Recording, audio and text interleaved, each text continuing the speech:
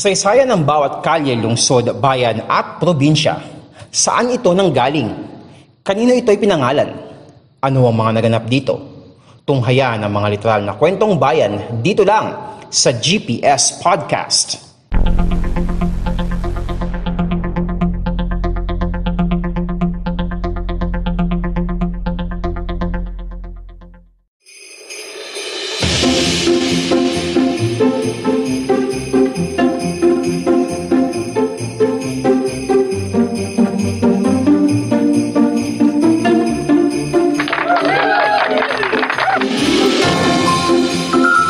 What is up mga kapodcast?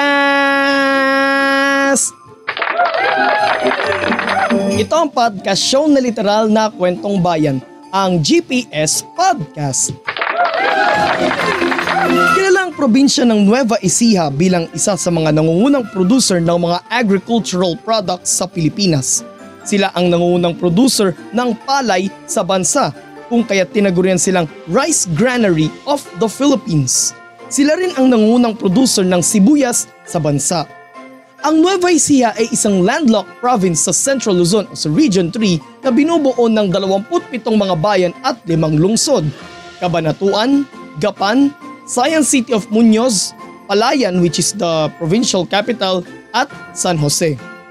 Pero sa topic natin ngayon mga kapodcast, kung ang lungsod ng San Fernando sa Pampanga ang Christmas capital ng bansa, ang bayan naman ng Pototan sa Iloilo ang Christmas capital ng Western Visayas, at ang lungsod naman ng Tangub sa Misamis Occidental ang Christmas symbols capital ng bansa, alin kaya sa 5 nabanggit na lungsod ang tinagurian namang Christmas capital of Nueva Ecija? Bakit kaya?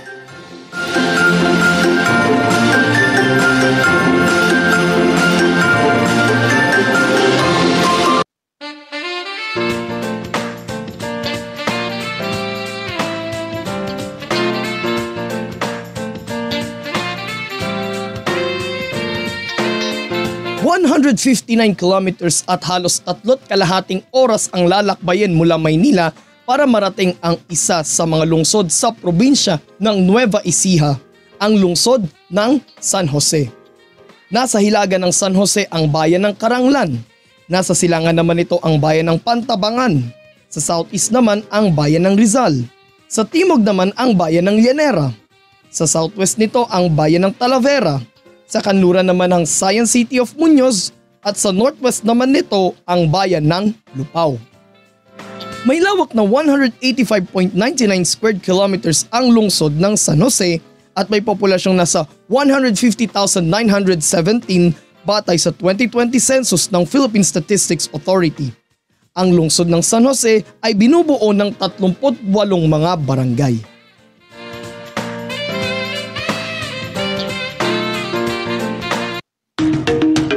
Bago pa maitatag ang San Jose bilang isang bayan, isa muna itong ilang na pinupuntahan ng mga taga-ibang bayan para mangaso.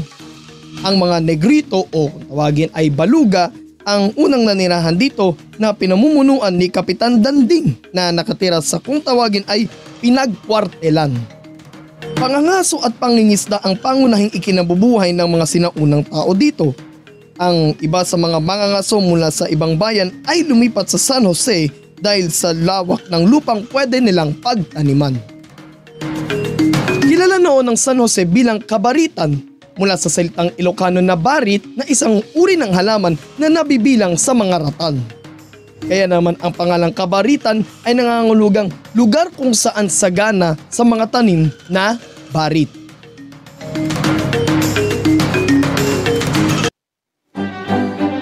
Dating baryo ng Nooy, bayan ng Pungkan ang Kabaritan. Ngunit dahil sa lapit ito sa bayan ng Lupao, ito ay naging baryo na ng nasabing bayan. March 19, 1894 nang maging isang independent town ang Kabaritan at binago ang pangalan ng bayan kasunod kay Saint Joseph na kanilang patron, kay San Jose. Bago pa maganap ang himagsikan noong 1896, lumipat sa San Jose ang mga Ilocano mula sa Hilaga at gitnang Luzon. Sa pamumuno ni Canuto Ramos bilang kapitan munisipal, naging isang progresibong bayan ang San Jose dahil sa sigasig, pagkamatipid at tibay ng loob ng mga mamamayan doon. Matapos sumiklab ang himagsikan at pagsuko ng mga Espanyol noong 1898, isang revolutionary government ang itinatag sa San Jose hanggang sa maitatag ng mga Amerikano ang pamahalang sibil noong 1901. Sa ilalim naman ng pamamahala ng mga Amerikano, mas lalong naging progresibong bayan ang San Jose mula nang itayo doon ang mga paaralan, simbahan, mga pampublikong gusali at mga infrastruktura. Nagbigyan din ng mga karapatan at pribilehiyo ang mga mamamayan doon. Nang sumiklab ang World War II noong December 8, 1941, nagsilbing evacuation center ng mga lumikas mula sa Maynila at mga karatig ditong lugar ang San Jose. Ngunit binomba ang bayan ng dalawang eroplano ng Hapon noong December 23 ng parehong taon, 1941. Dumating sa San Jose ang Japanese Imperial Forces noong January 26, 1942 dahilan para buwagin ang isang emergency government. Sanhin ng hindi pakikipagkasundo sa mga Hapon at sa kanyang mga gawain sa kilusang gerilya, pinatay ng mga Hapon si Engineer Casimiro Panahon na itinalaga noong una ng mga Hapon bilang alkalde ng bayan.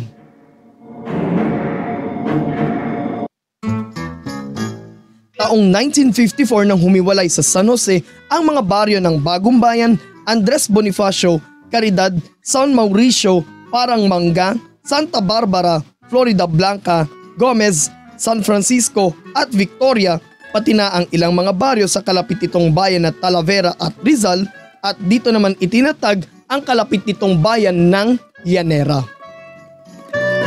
August 4, 1969, sa bisa ng Republic Act No. 6051, naging isang lungsod na ang San Jose. Ito ang ikatlong lungsod sa Nueva Ecija kasunod ng Kabanatuan na naging lungsod noong 1950 at Palayan noong 1965.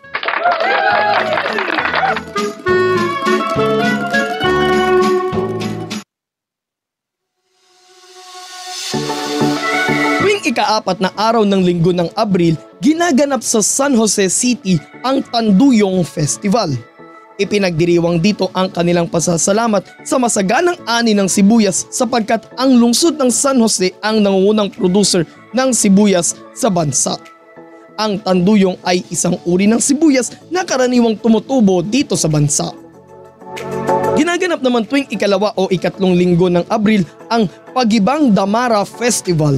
Ang damara ay isang uri ng kubo na gawa sa kawayan at nipa at itinayo ito sa gitna ng palayan.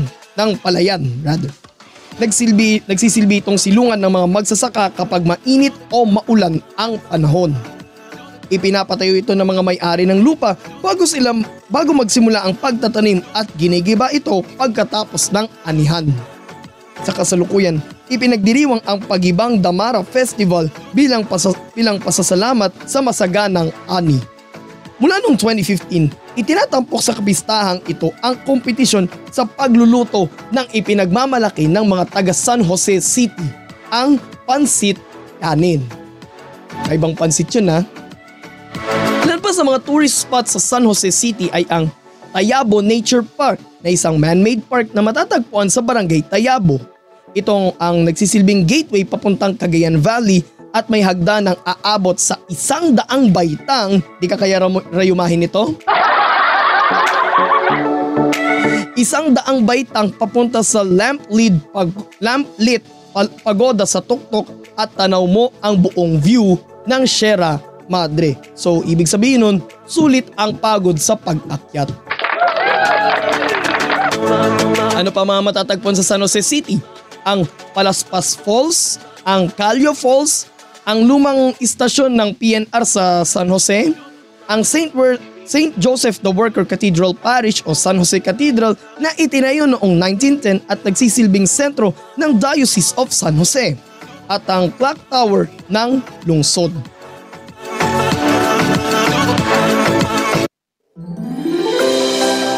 Ang lungsod ng San Jose ay tinaguri ang Christmas Capital of Nueva Ecija mula pa noong 2018. Ito ay matapos ang naganap na seremonya ng pagpapailaw sa higanteng Christmas tree at mga Christmas lights sa San Jose City Social Circle na pinangunahan ng kanilang alkalde na si Mario Salvador noong November 10, 2018. Pinailawan din ang mga Christmas lights na hugis palay sa kahabaan ng Pan-Philippine Highway malapit sa City Hall at Public Market ng San Jose na siyang sumisimbolo sa pangunahing ikinabubuhay ng mga taga San Jose, ang pagsasaka ng palay. Dahil sa kanilang tema ng Liwanag ng Pasko sa Bagong San Jose, iginawad ng pamahalang panlalawigan ng Nueva Ecija sa pagsang-ayon ng Sangguniang Panlalawigan sa lungsod ng San Jose ang titulong Christmas Capital of Nueva Ecija.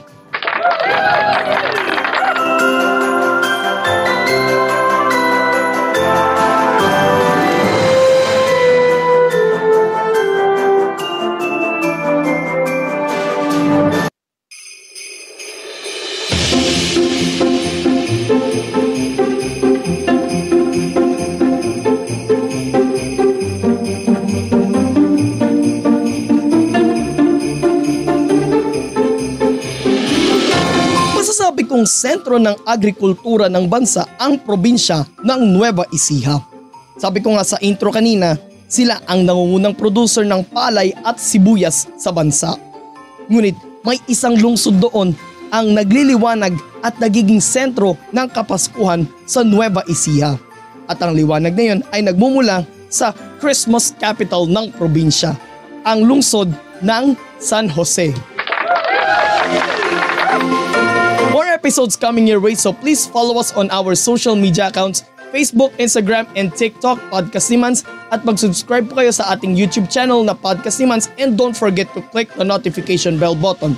At mapapakinggan nyo po ng libre ang GPS Podcast sa Spotify, Pocket Cast, Google Podcast, Red Circle, sa Apple Podcast, at sa Podvine. Ito po si Mans, at ito ang podcast show na literal na kwentong bayan, ang GPS Podcast. God bless everyone. God bless the Philippines. Purihin po ang Panginoon.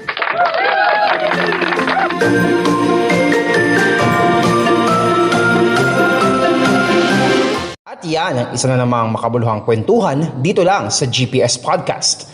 Walang chismisan, kwentuhan lang.